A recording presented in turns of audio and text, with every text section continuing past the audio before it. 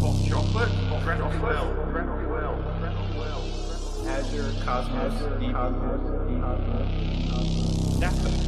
Dapper.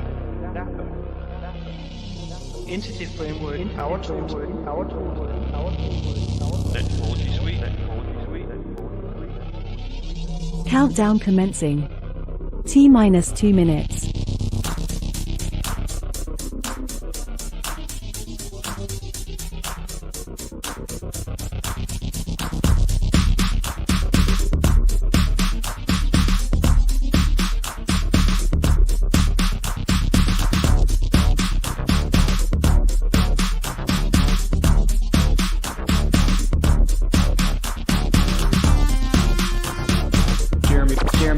Jeremy Lickness.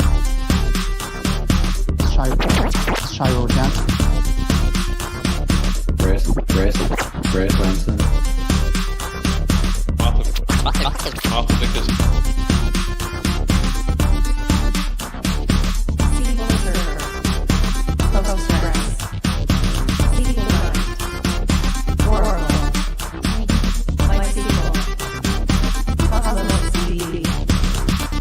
.NET Data.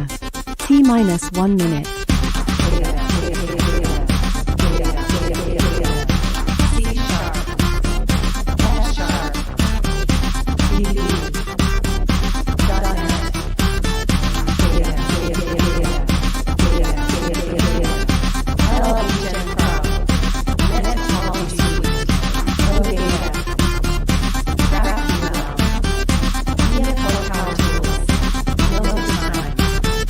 Thirty seconds.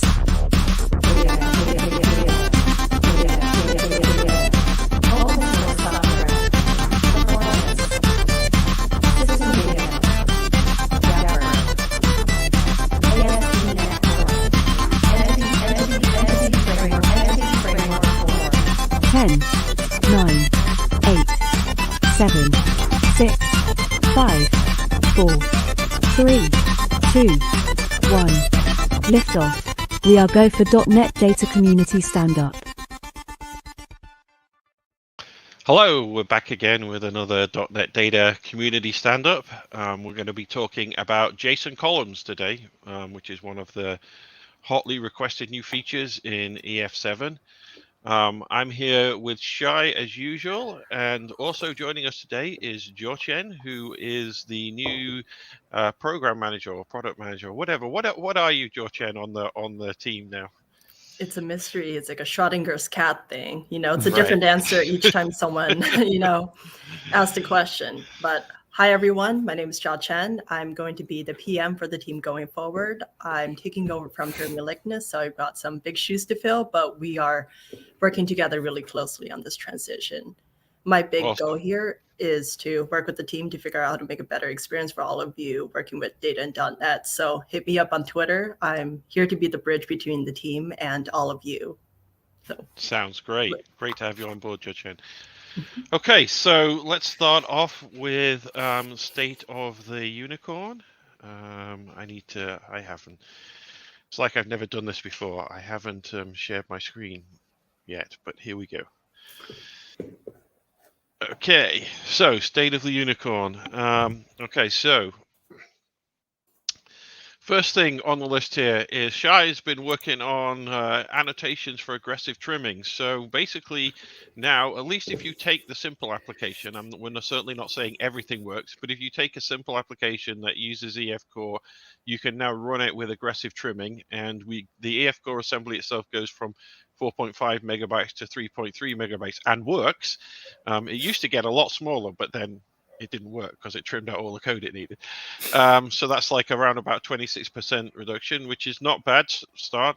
This is an area where we're still moving forward with. There's ideas and plans and various things that we could do, but this is kind of making progress to that direction, right, Shai? Right. It's worth mentioning exactly. So this is a multi-year thing. We probably will do some more work for A to make this even better. It's also important to understand this this thing that Arthur just talked about. You still may have to do some modifications to your program. It's not like you take Absolutely, like a yeah. big complex program and it just works. We're going to document that. We're going to help you guys out. For those of you who are interested, please let us know. I think most people aren't aware what Arthur here mentions as aggressive trimming is where .NET trims even stuff that doesn't advertise itself as trimming compatible, which is the case for EF Core. And the big change is that .NET 7 in the upcoming .NET 7 release, console applications by default are going to have this mode on. So if you enable trimming in a console app in .NET 7, then you will go the more aggressive route, let's say, and EF Core is now compatible with that. So just a few words on that. Anyway, be in touch with us. Of course, let us know your experience on this. We're interested how many people are, actually interested in using EF Core in trimmed environments. So to answer the question here, this new work is for 7. You could do some non-aggressive stuff in 6 and make it work, but this is for 7. Yeah. Okay, next we have try EF Core 7, EF7 now. We really need your feedback, and it sounds like a silly thing to say maybe, but we really do need you to try it. Like right now we've got maybe a week left where we can take bug fixes that will go into the GA release, because there's this whole process being Microsoft of, everything that has to be done before we finally put the stuff out there. So we really kind of lock down on things we can do now. So you use it now and you find a bug, we still have the chance to fix it. Use it in a few weeks' time, you're going to have to wait for the first patch release to fix, which sucks, but that's the way it is.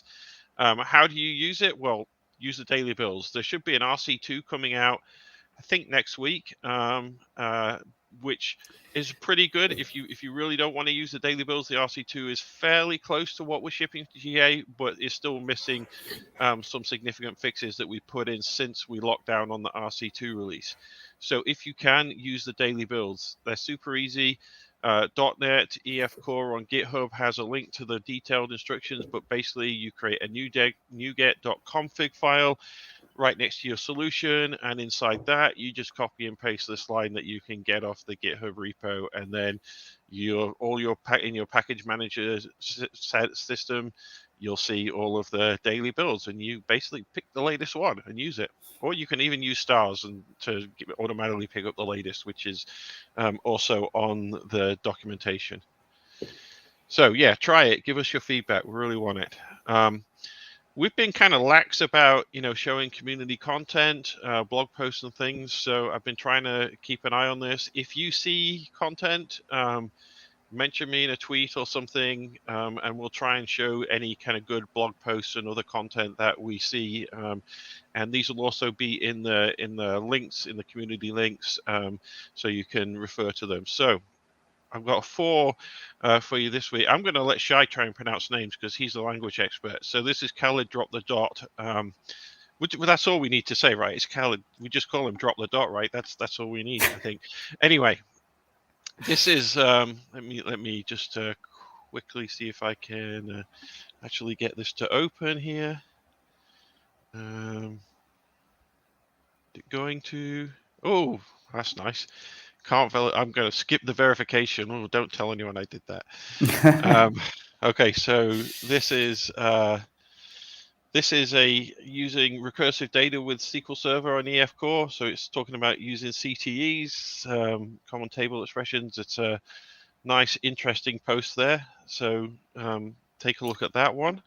CTs is something I hope we introduce native support for in EF Core at some point. Indeed, in queries. Yes. The next one is I'm sorry. I probably shouldn't even be on this show because I have no idea how to pronounce that. Jiachen. There you go. That sounds excellent. So we'll skip the verification again. I don't know what's going on with that. So this is debugging anti-framework core, migration, scaffolding, and execution. So this is one of those things where it's quite difficult in the tooling to know what to do when you're trying to debug these things. And there's a lot of tips in here on how you can do that beyond putting debugger launch is always a good option, but there's some other things you can do there. So there's a good post on that. Next one, this is from one of our friends over at Cosmos DB. Hopefully one of the anti-patterns is not don't use EF core with it. No, it isn't. But it's document databases, which is relevant today because we're really talking about, when we talk about JSON columns, we're talking about an intersection between document and relational databases. So this has some great information on different anti-patterns, and partitioning schemes, consistency models, different queries that are good and bad on document database and Cosmos specifically. Not using it for OLAP when it's supposed to be designed for the other thing, OLTP or whatever, all that stuff, and then use the SDKs correctly. So there's some good info on Cosmos DB stuff there. And then finally, we have a video, which I'm not going to start because it'll just start running YouTube inside, and then Inception and all that stuff. So we don't want to do that. But no, so this is Eric EJ, our good friend, and he's talking about using the EF core and the power tools to be able to easily connect to your existing Azure SQL database, and do a lot of good stuff in that. So some great community content. Like I say, mention me on Twitter if you've got some other stuff, and I'll try and include what I can. No promises, no guarantees, but I'll do my best. Okay, and all these links, like I said, will be in the show links, so you should be able to find them easily. And then one last thing, we're not going to say very much on this. This is not like official or anything yet. Just don't tell. But Tech Empower composite score is starting to look good. Shai and Nino have been working on this, and with some good numbers coming up there. So we'll leave that to another time, but be very excited. I've been building this up so much inside Microsoft as well, and Shai's like, now this better deliver, otherwise it's going to be bad. I hate perf. Right, which is why you're going to talk more about perf today. Yep. JSON columns. Yep. Indeed. Okay, so let's jump right over to, unless there's any questions we should answer immediately. Otherwise, we'll jump right over to looking at JSON columns. Sorry, I'm getting my screens mixed up. I'm going to stop screen there, present here, presents. They've moved my cheese. It's all different words than it used to be. Okay. Favorite comment so far, we're going to be meeting a fellow named Jason here. So yes, be prepared to meet Jason here. I like to give my branch names interesting names based on puns and stuff. There's been a lot of born identity puns around the JSON wiki. Anyway, okay, so let's look at some code. Let me go into presenter mode here. To presentation mode.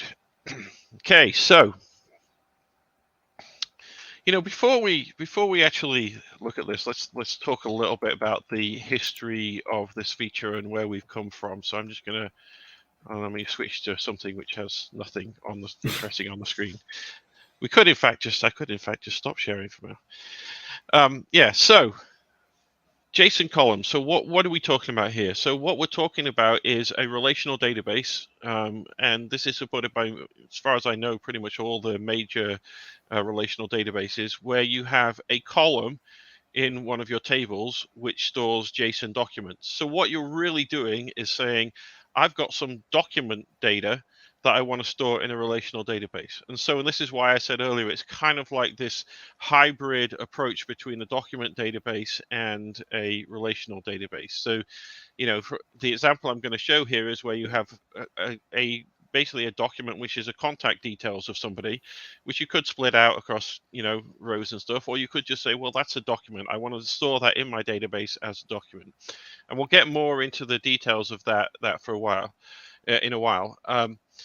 From an EF core perspective on this, the Postgres provider that Shai maintains and the Pomelo MySQL provider have had support for these JSON columns for at least a couple of releases now. And they allow you to query into the columns, for example. And this is an important thing about storing the document. Obviously, you could just store a JSON document as a string in the database, and the database wouldn't know anything about it, right? But the relational databases have actual functions that allow you to, for example, query into it and say, I actually want to filter my query based on some element deep down embedded in this document that you stored. So give me all of the addresses that are in the UK, for example. And so that way you're kind of combining the ability of storing the JSON in the relational database with the ability to, put that into to query into that like you could if it was stored in the document database. Now, AF Core also has support for document databases. It's not just a relational mapper. We call it an object database mapper. So, for example, you can map to Cosmos, which is a document database, using EF Core. And so, obviously, there's kind of now, when you look at it, you can say, okay, well, what we're doing for Cosmos, that kind of makes sense to do something similar for JSON columns and treat them in a similar way to what we're doing for Cosmos. So, and this is a realization that kind of evolved over the last year as we decided to do this. So the support that's in Postgres and MySQL, for example, doesn't really do this. It's really just, hey, there's a property, it's JSON, you can call some stuff to query into it. What we've actually introduced in EF7 is the ability to really map a document to an aggregate type in your model in a similar way to how you do it in Cosmos. So in Cosmos, you use own types to define an aggregate, and that maps to that aggregate is mapped to a JSON document. And we now have a similar thing in the core of EF to allow you to do that to JSON columns. And in EF7, we've done an implementation of this for SQL Server, keeping in mind that we want to do it going forward for SQLite, Postgres, Pomelo, and that. So, so while we haven't got to that full cross-provider support, we've made a really big step into doing that architecture around being able to really have rich mapping to the documents in the embedded documents in the relational database. Shai, you want to add anything to that? Not really. It's that you pretty much said it all. I guess maybe even before that, it might be worth saying 2 words about why somebody would want to even do this kind of thing. Like why would you even want to use JSON in your relational databases, right? So I'm gonna do this really quickly because the internet is full of this kind of stuff. Relational databases are great. They have a very strong schema, right? One reason where you want to step out of that world a little bit is where you have some domain defined inside your your model, which is actually kind of fluid, where there's no strong schema at all. That's the premise. There's been that war between SQL and NoSQL, like the proponents of document databases, which say, I don't want SQL anymore. I don't want strong databases, strongly typed schemas. Just let me store JSON, and I'll just do whatever properties I want. And that means that you have many documents which don't necessarily have the same structure. Right, which can be a beneficial thing in certain environments, and then your program has to deal with the differences in schema, rather than the traditional relational way, which is to say, no, you define your schema up front, you can't violate it, you can't diverge away from it in any way. Anyway, those are the two worlds. Yeah. Instead of that, very like this dichotomy that you have, all major relational databases since this war kind of started have these features, as Arthur said, of integrating an island of weak schema into your very strongly typed schema, which I think is a pretty good thing, because many times you want this kind of hybrid model. You don't want to, dump the idea of a schema altogether. You want to be strongly typed around most of it, but you want to be able to define these little islands where you say, okay, here it's going to be messy, right? Here it's going to be, it's going to depend, the content is going to be actually different. So that's one reason why somebody might want to have, JSON in a relational database. In the EF Core perspective, it might be worth mentioning that what we're introducing in 7 goes very much in the direction of doing a strongly typed JSON document, right? Because as Arthur said, you're mapping, again, C# types, .NET types to what is inside a JSON document. That's what EF does, right? It maps .NET types in general. That means that you are still using a pretty strong schema inside your JSON document, which might seem a little bit, paradoxical, but that's not the only reason you would want to use a JSON document, which brings me to my second point. Another point that you many times want to another reason for using a JSON document is perf, which I'm going to show a little bit later in this show. So if you model things in the traditional relational way, and you have a lot of relationships and a deep kind of nested composition thing, then you find yourself with many tables that have foreign key relationships, and you're doing a lot of joins all around, right? That is the source. That can be a source of big performance problems. You have the so-called Cartesian explosion. Even if you don't have Cartesian explosion, when you're joining between tables, you're asking the database to look up. You have your principal table, you have your dependent, and you're asking the database, find me everything in the dependent that belongs. That takes time. That takes effort from the database, right? Whereas what you're doing when you're modeling things via JSON is you're basically integrating the dependent table or data from the dependent table into the principal table. So all your data is in a single place. And that is the strength. That is one of the big strengths of a document database. It's that everything is in a single place. And if you want to load or even query based on anything there, then the information is already readily available to the document. It doesn't have to go look in some other table to match that row, right? We sometimes, people who know about perf and relational database are sometimes aware of, again, a very traditional term, denormalization. So this idea conceptually has already existed, right?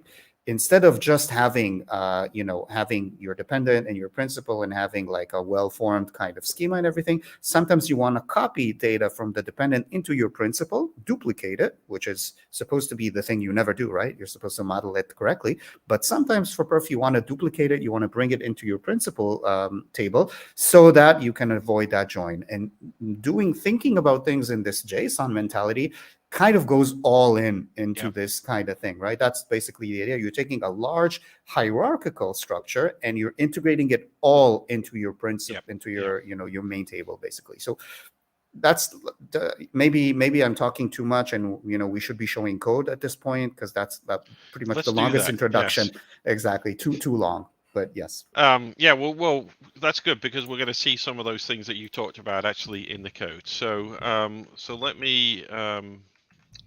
Let me go here and let me bring up the model. So what I have here is a simple model, a single entity, in this case, customer. I don't like exposing the PK in my domain model API surface, so I've just got it mapped to a field. It's not what this stand-up is about, but I always like to show these interesting patterns that people are not always aware of. Also, we have a new primary key attribute in EF7 that kind of makes this easier in this case. Also, we don't need a parameterless constructor here. EF is quite happy to bind to this constructor. So anyway, we've got a full name and informal name in the customer, and some other data, and then this contact, this is the contact details for a particular customer. And this is what we're going to think of as our aggregate type, if you like. So typically in EF, when you want something to be treated as an aggregate, you say it's owned. So in this case, that means that the customer always owns this contact information. And inside the contact information, each contact has an address and a list of phone numbers, and also a flag indicating whether or not this is an active contact. And each of these types are also owned, which makes them kind of subtypes of the entire aggregate. So basically, you've got a root type, customer, and then you've got these types, which are all conceptually part of that aggregate. Like when you load the customer, you always load all of this information. You always use it together. You can always kind of update it and save it together conceptually. Although there's optimizations around which we'll see how we do that against the database. So this is a fairly straightforward model. There's nothing kind of interesting about that. And if we look at the context for this, you can see there's no additional configuration here. We've just got a DB set for it.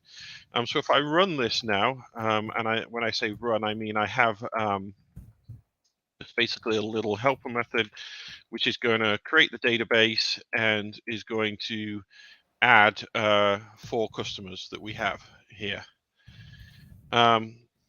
So now I've run that, you can see it's created database and inserted stuff in. Let's go look at the database that has been created. So I'm going to refresh here. So what we'll find is we've got 2 tables. So why have we got 2 tables? Well, the customers table has the normal customer information that's part of the customer entity, and then sharing that same table with it is the contact. So this is the normal kind of behavior for own type, the default behavior, which is that we put this all into the same table, we share it. So you've got the address, street, city, and postcode, and is active flag. Phone number is also shared, but it's a collection. There's a collection of phone numbers, and so we don't put that into the same table because that would be quite complicated in this type of mapping. So instead, we've created a new table for phone numbers, and we've set up a composite foreign key.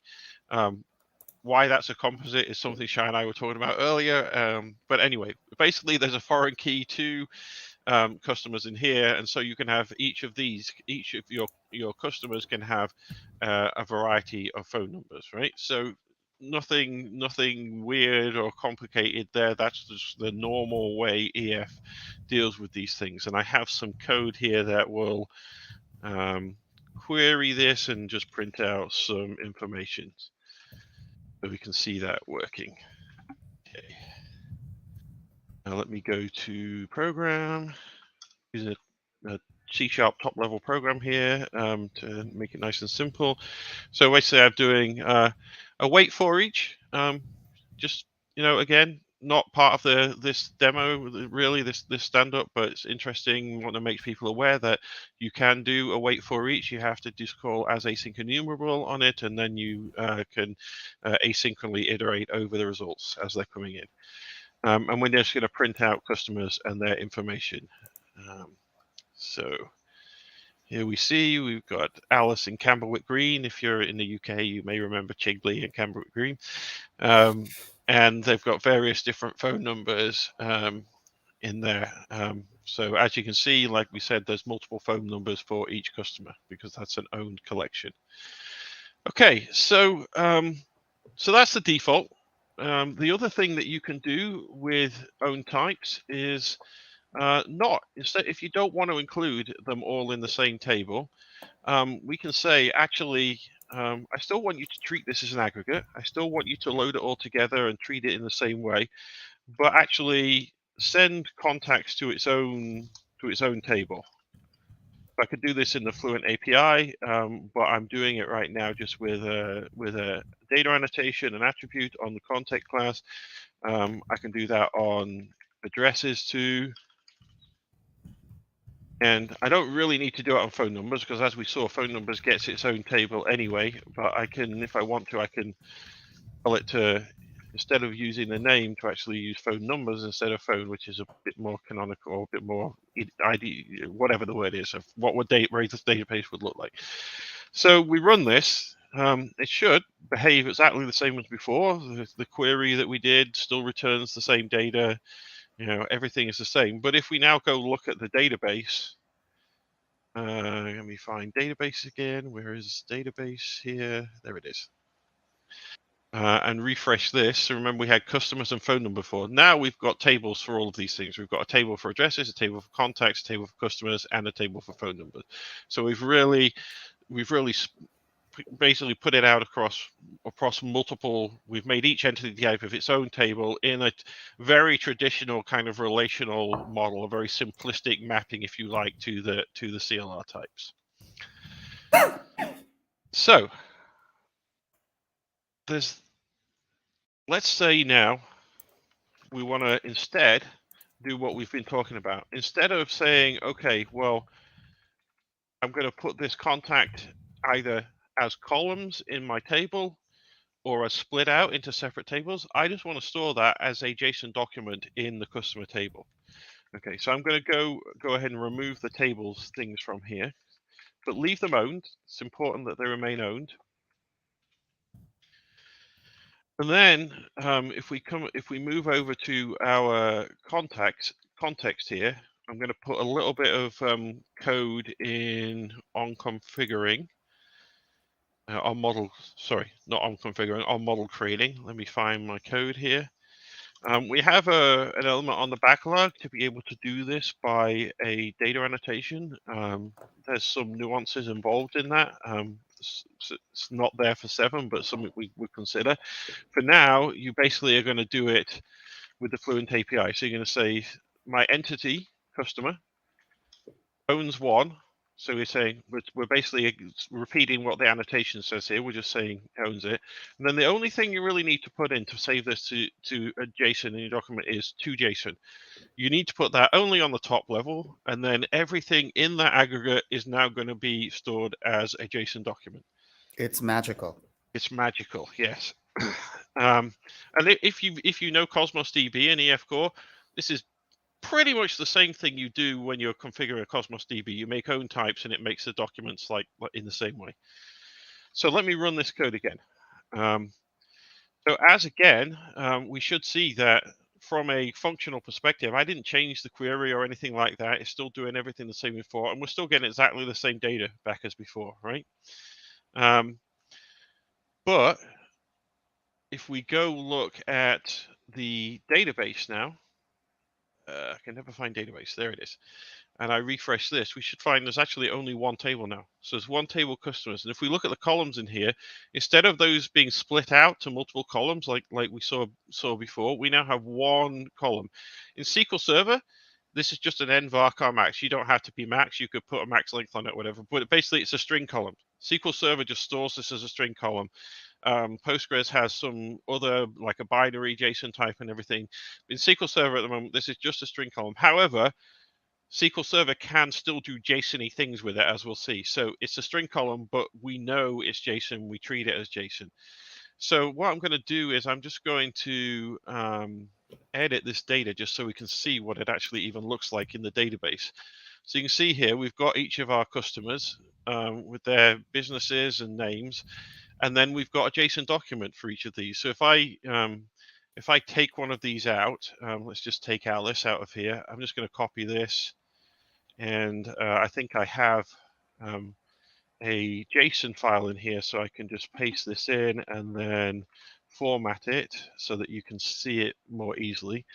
So you can see what we have here is a JSON document. And the important thing to note, like, is active. It's just a top level key value, like we'd expect. And then the embedded address entity is now embedded in the JSON document with key values for that.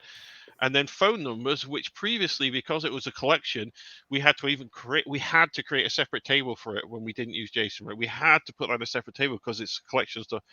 Now it just naturally fits into the JSON document as a JSON array. Is that what you call it? Array? Yep. Yeah, JSON array with that data in there.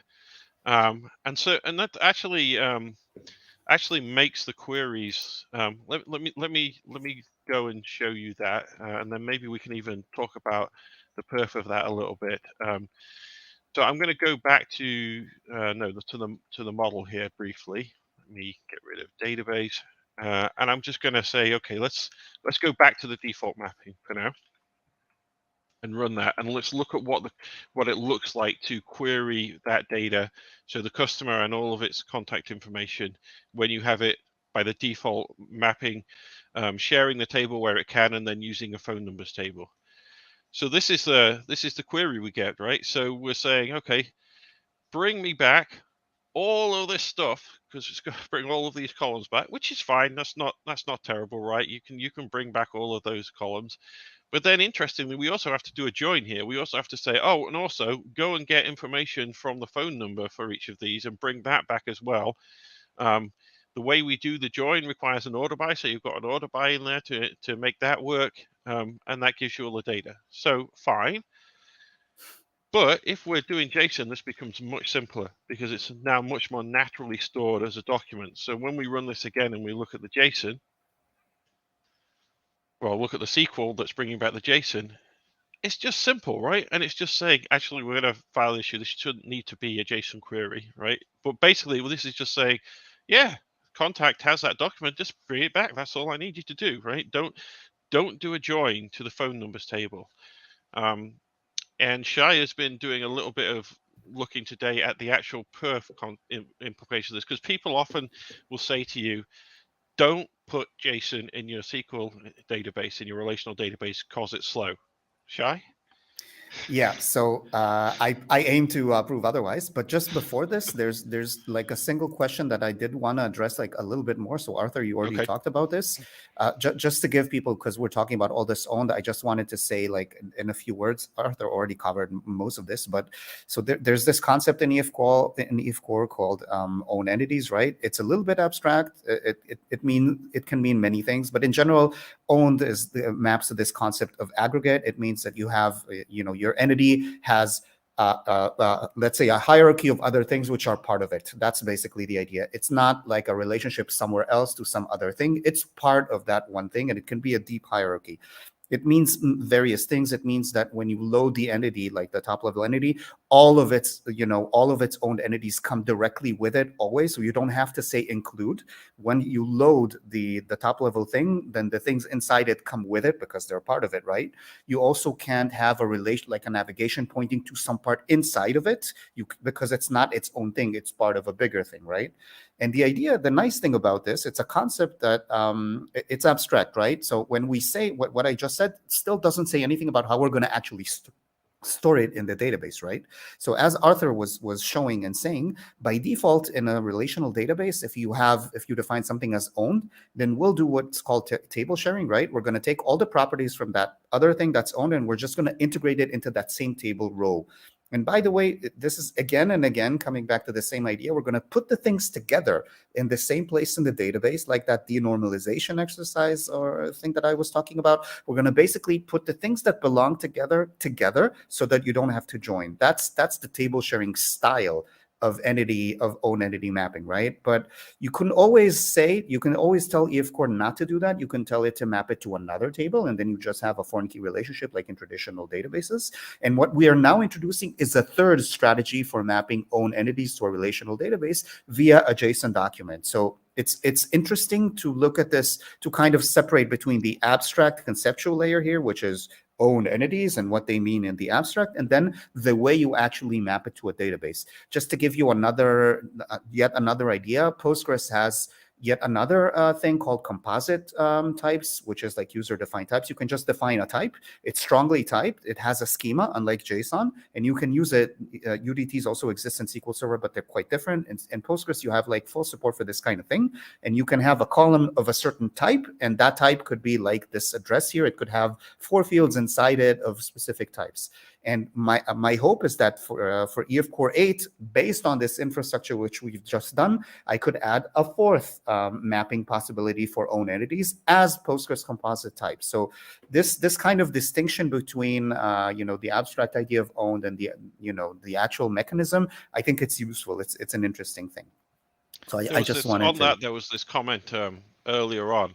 Does it have to be JSON? And of course, that's the perpetual joke around this. Why are you not mapping this to XML columns? SQL Server supports XML columns. What it'll be YAML. We should have YAML columns next, right? These are all actually valid points. There's nothing inherently special about JSON other than it is currently the standard that people expect. Interestingly enough, on my first or second week at Microsoft, like 14 years ago, I was in a meeting which I understood absolutely nothing, where they were talking about adding support to EF Core for mapping to XML columns, which never happened. But we're now doing it, except it's just mutated a little bit for the newer thing. Yeah. Anyway, okay. Back to you, Shai. Just before I go into perf, I was answering some questions. Did you show a query where we actually do a where over Not yet. property? It's coming up. Do you want Not me to yet? do that next? Maybe do that first, because Okay, that will lead into my perf thing very well. Yeah, okay. So let me go and get that. I probably don't really need to copy this, but you never want to see me typing lots of stuff, do you? So let's go back to our program here. So yeah, so here I have, all I'm doing here is doing a query on not there, here on everything in customers, but I can just use LINQ here, right? So I can say, okay, query into my aggregate and where the country is UK. Now let's run this.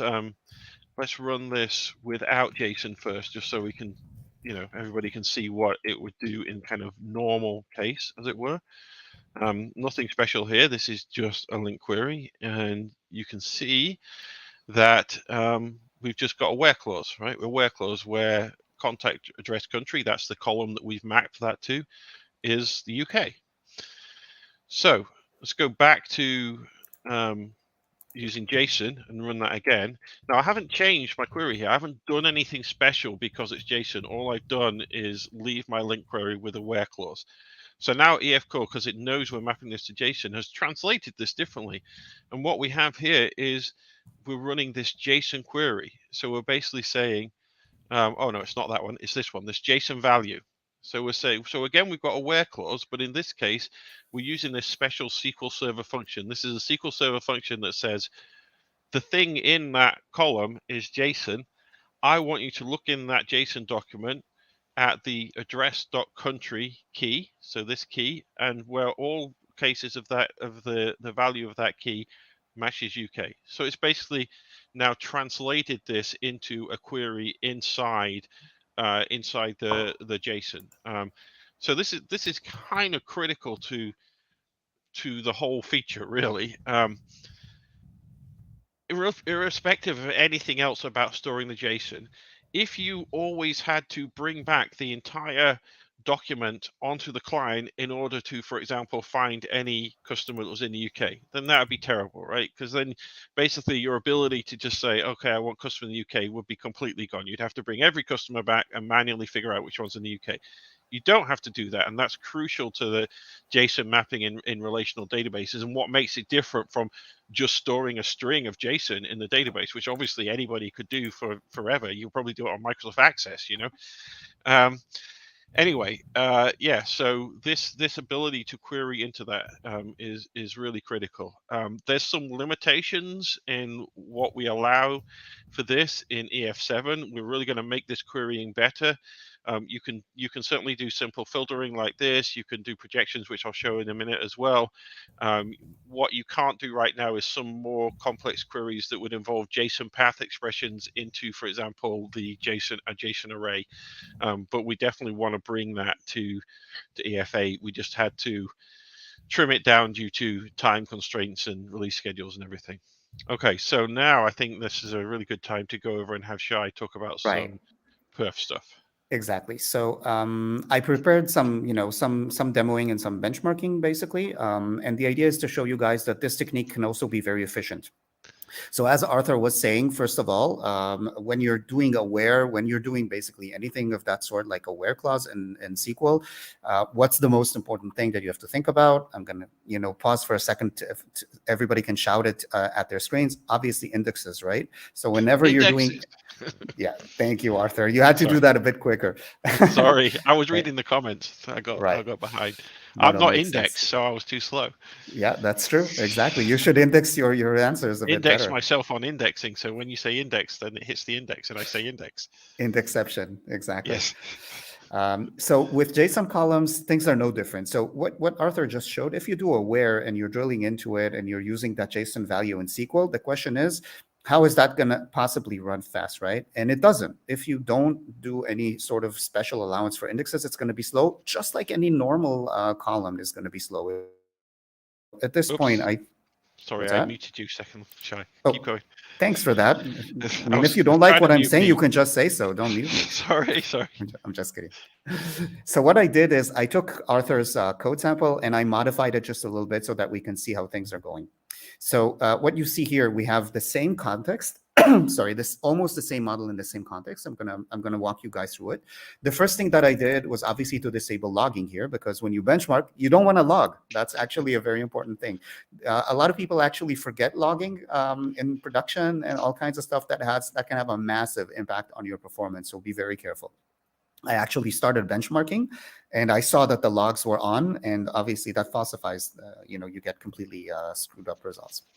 And now what I did was I added a property to the model. Let's take a look at it really quickly. So what I'm showing here, it's important, just stepping back, what I'm showing here now is specifically SQL Server JSON optimizations, right? This is, every database is going to be different in how it defines the indexes. I know a little bit about how it works in Postgres, but what we're concentrating now on is SQL Server. So all of this is about SQL Server. In SQL Server, if you want to optimize or index a query into a JSON document, that what you can do is you basically have another property that's not inside the JSON document. That's going to be a computed property. So you see we have the customer here, and we have that property. If you don't want it on your model because you want your model to be clean and not have all kind of perf-related, CRUD on it, then you can also make this a shadow property. E, of course, supports this. But I want this to be an actual property that we look at. So if you just add this thing as it is, then E, of course, will create a normal column alongside the JSON column, which is mapped to this contact, right? But what we want to do is we want to map it to a computed property. So in my model configuration, we go to this property, and we say this has a computed column SQL. And what you see inside here is basically the same thing that Arthur just showed. So when you query in with EF core and you have a LINQ where operator, that will generate in SQL a JSON value function call, right? So I'm taking that JSON value function call, and I'm basically integrating it into my model into a computed SQL property. This can be a little bit weird, okay? It looks a little bit strange. Why am I defining yet another thing that is computed to look inside that JSON document, right?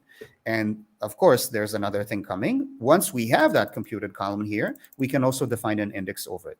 So this is the standard SQL Server way of, by the way, of optimizing anything, any arbitrary expression that looks into that does something in some column. For example, forget about JSON.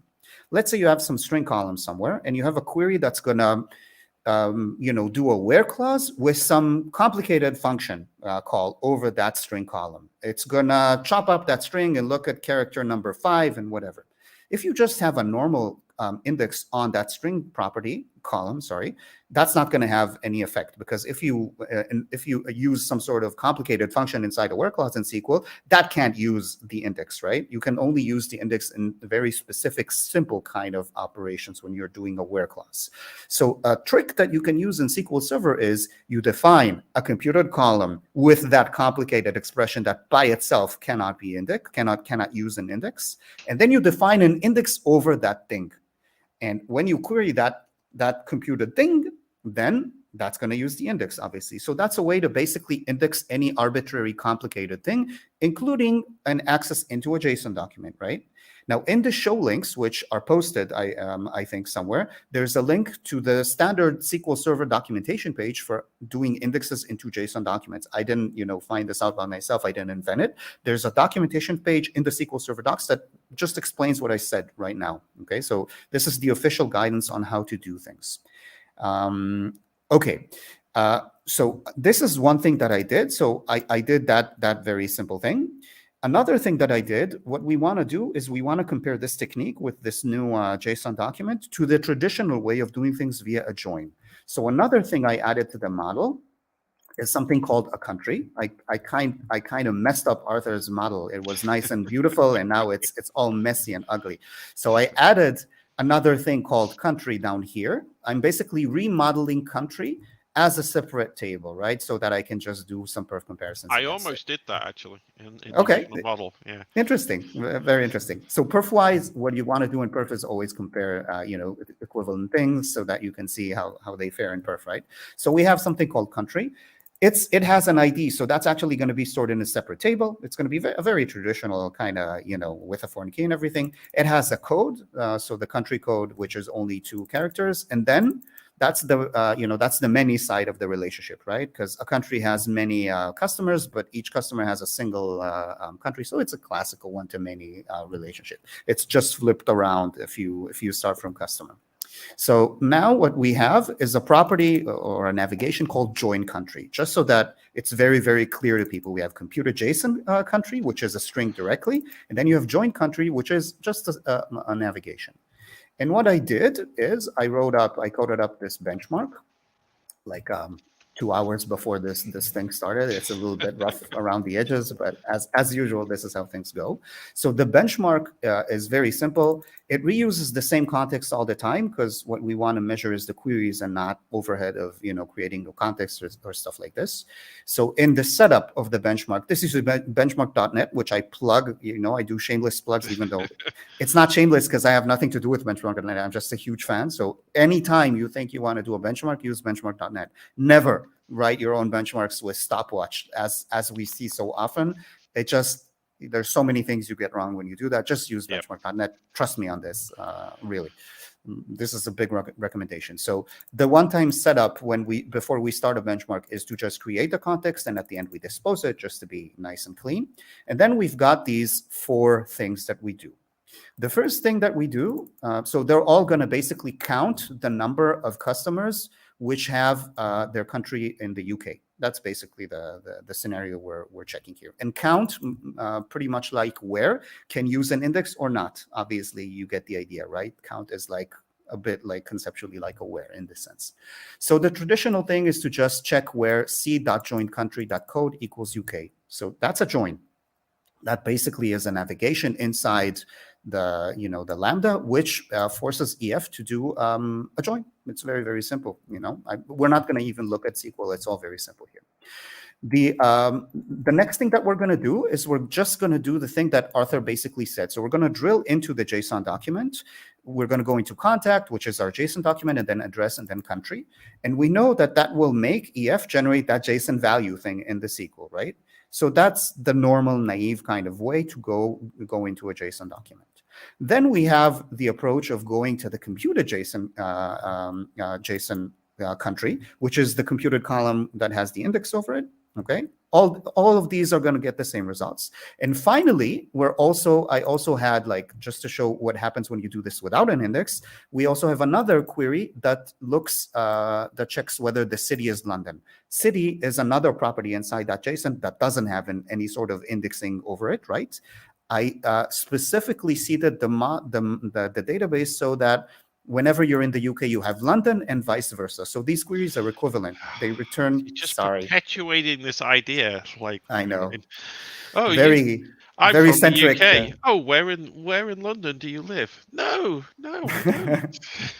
They are not the same, but in this benchmark they are, just so that we can avoid those things.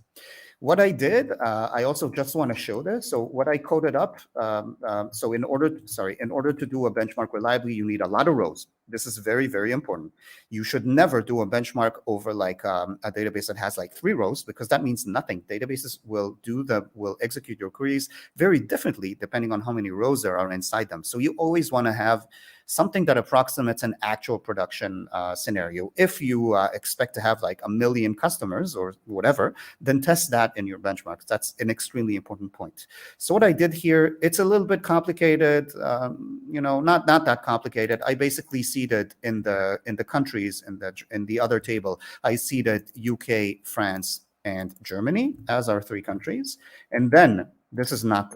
This is actually 1 million. What we have. This is. I tweaked it around a little bit. So we're gonna insert one. We have a loop of 1 million. Inside that we have a nested loop of 3. So that's 3 million rows that we're going to be querying over, and then we're going to be inserting a row. So again, 3 million rows. You can see that I'm basically seeding inside the contact here. That's this whole JSON document. And when we go to see the city and the country, I have this fancy case here that says, okay, when J is 0, then put London. When J is 1, put Paris. It's basically just a hacked up piece of code to seed my database with 3 million rows that we can do. And at the end, by the way, this J is the key to the joined country ID, to that other table where we seeded, so that everything matches, just to make sure that that we're on the same page. If I run select star from customers, or let's maybe not do star, let's just do count, make things simpler, then we get 3 million rows. Okay. So actually running this benchmark took about 2 minutes. So what I'm going to do instead is I'm going to show you guys the results which I got, and you're going to have to trust me on this. But I promise Here's I'm not one I cheating. prepared earlier. Exactly. This is what I want you to believe. So these are the fake results I've doctored. No, I'm just kidding. So again, we have 4 scenarios here. I'm actually just going to go back to the benchmark just so that everybody has this in their minds. We have our 4 scenarios: traditional join, JSON, query with the JSON, query over the computer, and query over something in the JSON that doesn't even have an index. We don't have many expectations from that one. And the results are, that's my cheap drums effect. This is what we get. So I wasn't completely surprised, but there are some things that I find surprising here. So let's go over this very, very calmly. This is why you do perf testing, because even if you think you know, sometimes you don't. You're always surprised when you start actually checking. You never assume anything with perf. Yeah. Okay. And I want to stress again, this is SQL Server. This is a very specific model with a very specific data configuration. Another database like Postgres will show something, different results. A different model will show different results even, right? So really always take it with a grain of salt when somebody, pushes benchmark results onto you, like I'm doing now. So the first thing that we want to kind of get out of the way is querying, against something that doesn't have an index is expensive. It's expensive because you're forcing the database to do a full table scan. It has to go row by row, parse that JSON document. It's even worse than a non-JSON, at least in my opinion, right? With a normal column, it has to go row by row and just look at the column. With JSON, it also has to parse the JSON document of each and every one of those 3 million rows. That's a really, really bad idea, right? So that query which I just sent took almost 2 seconds. It took 1.7 seconds, right? Not amazing. Now, the join takes 167 milliseconds. I neglected to say that there's also an index there, right? So of course, on that on that code column in the join country, of course I define an index so that this wouldn't be like completely stupid. Now, if you query by the computed property, that's our optimized scenario, right? That's the computed property that has a specific index over it. Then we have something that's faster than the join. So that's about 10%, 11% faster than the normal join, which you guys are used to doing with relational databases, right? So I think that already proves like that's a pretty cool thing, right? Yeah. It's already possible to get to better perf. Why? How come this is better? The obvious answer is because we're eliminating a join. So we're asking the database to do less work than when it has to do the join, right? Yeah.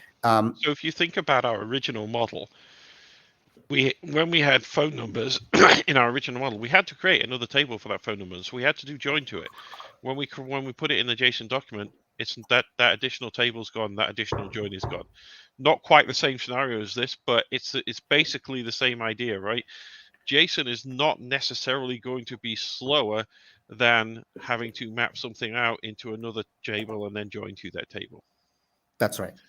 Now, it's worth mentioning, this is an index over one property inside that JSON, right? So if you've just seen it. If I look at city instead of country, there's no index there. So if what you're looking for is to be able to query by any property in that JSON in an efficient way, then you should think again about your requirements and what you're doing. You would have to, in theory, define an index for each and every property in there. And that has, that has perf implications of its own. So I really do want to stress this. Every index that you add to the database also asks the database to do more work when you are updating instead of when you are querying. So there's a big trade-off there. Let's say you have 100 indexes now over all of your JSON columns in there. The moment you insert a new row into the database, you're telling the database now go and insert that row into all, compute the value for that function and insert that result into all 100 of your rows. So there's a very important trade-off there where the more an index helps queries very much and it makes your updates slower. So if you have a 99% read-only kind of scenario, which is quite common, in fact. Many databases, many scenarios in real life are very, very read heavy and very not write heavy. Then you can kind of allow yourself to define a lot of, a lot of indexes. The more you shift towards a write-intensive database, the more you should be, considering very carefully whether you really do want to do that index. And of course, in the extreme case where you're not reading at all, which is a little bit ridiculous, but I'm just, doing the scenario here. If what you want is only to write and never to read, then never define indexes because they're worthless, right? For the general case.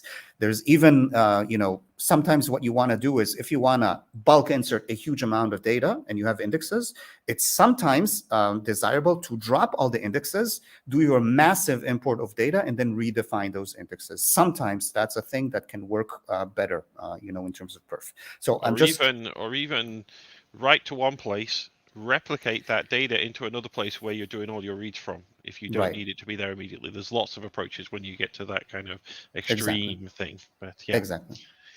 Anyway, I also wanted to say, this is specifically an area where Postgres works differently. So Postgres has something called inverted indexes, GIN indexes, and these actually do allow you to seamlessly index all the contents of the top level of your JSON document without defining individual indexes for each row. But if you want to go inside a nested part of the JSON, then things get trickier. Again, in the Postgres world, just to give you guys a little bit of, how it works across databases, if you do want to do something like a trick like this, instead of doing a virtual, like a computed column and then defining an index over it, you can't do that in Postgres. Postgres doesn't actually support that particular kind of way of doing it. Instead, you have something called an expression index. You can directly create an index and give it any arbitrary expression, which can be a lookup inside, like drilling into a JSON document. So that would be the equivalent way of doing something like this. But again, things are different. I did not benchmark this, and we shouldn't be, be going into this. And now for one last row in this benchmark, which we didn't address, which is kind of surprising in various ways. This thing I'm going to remind you guys is this code right here. Okay, that means that EF core is here generating the JSON value function, right? Now we're not querying that property, that computer property. We're querying the equivalent SQL of that computer property, but it is not that property. That's a very interesting thing that we're doing here. And the result is very surprising. So you can see that we are using an index here, right? Had we not been using an index, we would have received something more like this, like the 2-second kind of thing. So something is going on here. It is pretty optimized, and yet it is not as optimized as this thing. Which I find quite mysterious. So you can see this even in the docs. SQL Server explicitly tell you in the docs that if you do define a computed column with an index, and you just use that expression in some SQL expression somewhere, then SQL Server is smart enough to know, hey, I actually have an index over computed column that corresponds that I can use to speed this up, which is a pretty awesome feature, you have to admit, right? So it actually knows, and it can detect those things. However, what is a bit disappointing is that you still don't get the same performance, which honestly, I can't really explain. Like why? You already know that it's that index and you're using that index, but you're somehow not using it as efficiently. That's very mysterious to me. And I can't really some level of some indirection or abstraction going on there. Shall we? But it's quite a difference. It's a twofold difference, right? Yeah, that's true. We've got some more things to cover on the normal side, so let's switch back to that because I know you have a hard stop in 15 minutes here. So, okay, so back to here. The first thing I wanna show is projections. So very often you only one part of your JSON document, right? So in fact, the query that that we've been using here is a pretty good example of that. I don't actually need the entire contact information because all I'm doing is printing out the city, and then the phone numbers, right? I'm not actually using the street address or any of that kind of stuff from there. So I don't really need to bring that back to the application. What I'd really like to do is tell SQL Server, just give me those bits of the JSON document. In other words, project out from the JSON document. And again, you do this the same way as you would do if you weren't mapping to JSON. So we've got our where clause here and everything UK, and then we do a select. So we're going to select an anonymous type, and from here we're going to say, give me the informal name, give me the city, and give me the phone numbers. So when we run this, we should see basically the same output as we had before. But if we look at the query, we'll find we're not actually sending back all the information. We're just selecting out, we're projecting out only the information we need. Yeah, so we're getting the same data we got back. That was Alice, who I was snuggling for a while there, by the way. It says she lives in Camberwick Green, but she doesn't really. It's a lie. Anyway, so you can see here that what we've got in the select clause, so we've got a select. This is how we're telling SQL to project out this stuff, and we've got this call to JSON value, just like we had down here in the where clause, saying give me the city, project that out. That's all I want from that. And then we've also got this other thing, this called JSON query, which is similar to JSON value, except JSON query returns you a collection of things rather than just a single thing. And so we're saying, okay, give me the phone numbers from that. So this query is basically allowing us to say, just return the city and the phone numbers, leave everything else there. So that's really, I think, a really powerful feature of using LINQ queries mapped to JSON columns. It's a very common thing to want to say, actually, all I want to know is these two parts of this address information, or these subsections of this document. I don't want the whole thing. And the ability to do that and send it back efficiently, I think, is pretty cool. So, and that's an advantage we also get about having mapping it to the aggregate and being able to understand the model and do all of those things makes that something that's possible for us to then to do the LINQ translation to make that happen. Okay, so now let's go to updates, because the other thing that EF does is it allows you to track changes and send updates to the database, as we all know. Of course, in EF7, there's the bulk update feature. We're not doing that here. What we're doing is a typical change tracking. That's next session. We're going to do that next time. Is that the plan? Not necessarily a bulk update with JSON, but bulk update. Yeah. Cool. Okay, so I've got a simple query here. I'm just going to bring back Alice, and then I'm going to make Alice set the is active flag to false. Okay, so all I'm doing is I'm just changing a small part of that JSON document. I'm not giving it a complete new contact information with a new address or anything. And the cool thing here is that EF core does its normal change tracking. So when we call SaveChanges, it says, oh, only this has changed. And then it generates in the for the update, it's doing this, calling this third function we have here called JSON modify. And what that is saying is find the is active flag and set it to false, 0, basically, in terms of what we're passing to SQL Server here. And so essentially what we're doing is we're saying, in place update all of the JSON, or in this case, the JSON document for Alice, but it could be, multiple of these, to a false, to just change the flag. So just make this small change to the document. Likewise, we can see, if I get another piece of code here, maybe we want to change something that isn't on the top level. So contact is on the top level, but is in this kind of this sub document. So in the address part, so if you remember our JSON document here, we've got address down here. So I just want to change this. So again, EF core is going to figure out, okay, the smallest change I can make here is to just go inside that address and just do a single JSON modify for the address. So now it gets a little bit more interesting if you actually want to change multiple parts, but not the entire document. So let's say I also want to change, Alice told me the reason she's moving next door is because they have better cat food there, by the way. Anyway, the reason, let's say we want to change 2 parts of the address. So now we could do 2 things, and it's not 100% clear to us what the best would be in this case. So we have a policy, a default policy in EF7 which is to find the smallest subset of the document and send one update for that, which I think is probably a pretty good thing, but there's probably cases where it would actually be better to send 2 updates, but then you have to we're not doing that right now. Possibly we could change that based on data in the future, but right now what we want to say is send one update.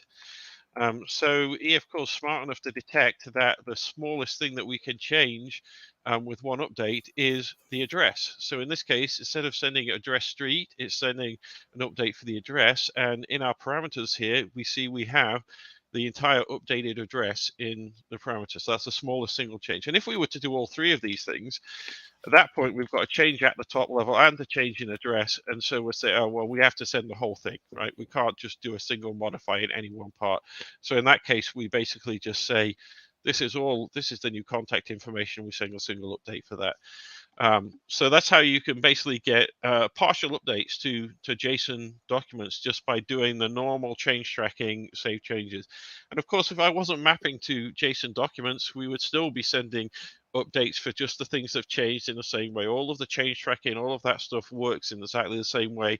We just take we then when we're actually writing the change to the JSON document, we do the smallest change that we can make to that JSON document with smallest update with a single change. So I think that's what we really had to cover. Let's see if there's any questions that we want to answer at the end here. You guys have anything? We should probably address this. Yes, that's a very interesting question. Oh, I want to call out Marisi has been on the chat here. This is Marisi's work in conjunction with the team effort, but Marisi's been the one slugging away at this all year to get this into EF7, and it's been a pretty complex change with with a lot of moving parts to make this work. So congratulations to Marisi. It's looking really good. Yeah. So when you scaffold a database with a JSON column, what do you get? Well, I don't think we even thought about this. I mean, this is the first time I've thought about this. No, I think we even discussed this at some point, but obviously, I mean, what it would mean here is for EF to make up .NET types, for those things. This is not something that we've done yet, so there's no support at this point. I hope I'm pretty sure. I think you're right. I mean, it's again, it reminds me of Cosmos. We get people saying, I want to do a database first approach to Cosmos, exactly. And that would require us to somehow. SQL Server has a schema. It's exactly. So we know we can take it.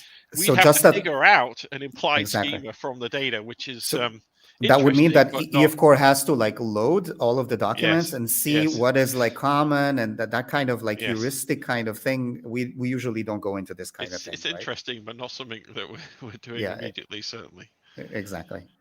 Another thing that I think is quite important is this question. Yes. This is something I've also received over the years many times for the Postgres support. It's one of the highest things on this. So at this point, there's no JSON. You cannot set the JSON serializer. You can set the name. So we do respect the JSON property name attribute, if I remember correctly. Yes. Again, Maurici is the expert here. So we respect some very specific things, but we don't allow you to do the JSON serializers settings yet. That is probably one of the higher priority things for the next release, I think, right? I mean, you will have noticed that when I copied out of this before I formatted this, it was looking like this, right? Which is great. Saves space. It's probably more efficient if you're machine reading it, but indeed, some people are going to want it like this in the database. So right. That's just in general, it's important to realize, as Arthur said before, this is a pretty huge feature in terms of what it means inside EF Core. It's a pretty big change. It's one of the big things that we did in EF7. And it's a multi-year thing. So you should treat there are various limitations to what you can do with this in EF Core 7. It's not perfect. It doesn't support all scenarios. There are various limitations, but this is something we're committed to in general, and we plan to improve it. So look forward to, if you want, you can look at this. It's not a preview because it is full-featured and it works. It's not unstable or whatever, but it is something that we are going to evolve in a significant way. So this is just the first version of this feature, if you will. Absolutely. And Marisi is there confirming that you can customize the property name, but not the other serialization stuff. Good. Great. Okay, so quickly on this thing, value converters to and from multiple database columns, and we had to cut this again. It was painful. We're starting .NET 8, .NET 8 EF Core 8 planning now. Really hope it makes it in there. If Andrew's watching, we want you to do this, Andrew.